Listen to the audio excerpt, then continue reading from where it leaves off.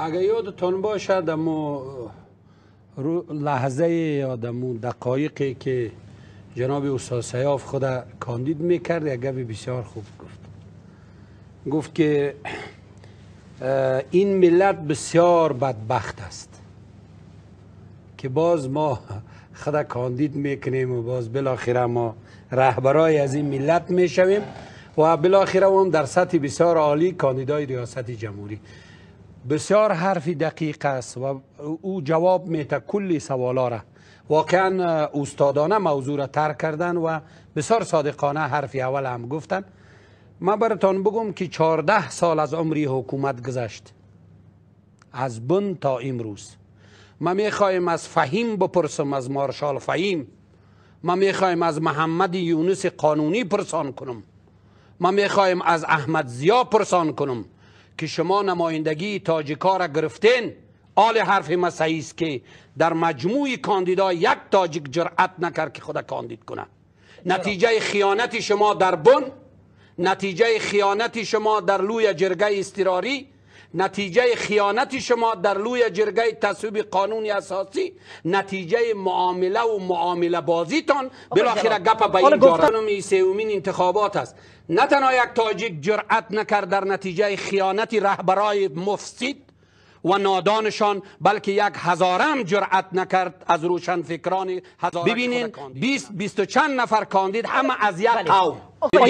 اشتباهات نابخشودنی که اینا کردن، اشخاص بسیار کوچک به نمایندگی از ملت تاجیک، به نمایندگی از ملت هزاره و به نمایندگی از ملت ازبک داخل بازی شدند و بازی های بد کردند و تمام دروازه ها را بر روی مردمان با فرهنگ و مردمان بزرگ افغانستان بسته کردند که امروز تاجیک ها در انتظاری عزیز که و وضعیت باز هزاره ها نسبتا خوبتر است که حداقل بازار برای معاونیت داشتند و کم و بیش ازبک ها به حد اینا به ما توهین کردند. بعد از 14 سال که امیدوار هستم که ملت تاجیک دیگر این عناصر مفسد و خائن خوب بشناسه و از این بیش کدام توقع با آدرسی از اینا از نظر فکری هیچ با هم ارتباط ندارن. چی چیز اینا را با هم نزدیک کرده؟ معامله. چی چیز اینا را با هم نزدیک کرده؟ دلار. چی چیز اینا را با هم نزدیک کرده؟ چوکی.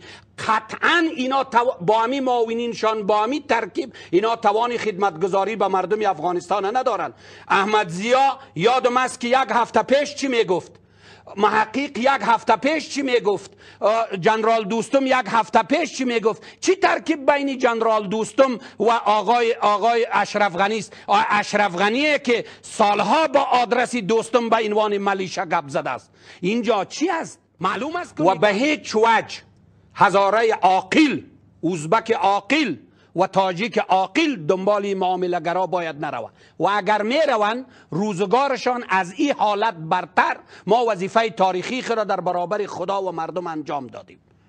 موضوع اساسی تر از اینا ما براتون میگم که اشتباهاتی که اینا از بن تا امروز کردن گپ به اینجا رساند که امروز در میان کاندیدا یک نفر جرأت نمیکنه که از دیگه اقوام که خود کاندید بکنه.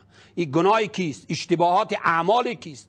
و بالاخره خطایی کیست؟ این کشور یک کشور کثیر الاقوام است. این کشور یک کشور متنوع است و در اینجا ببینن که حرف اول کی میگه و حرف آخر کی میگه و اینا منتظری عزیزن که ما را به اساس اینمی خیانت محمد یونس قانونی گذاشت. وطندارای پنشیری مرا تهدید کردن که میکشیمتون.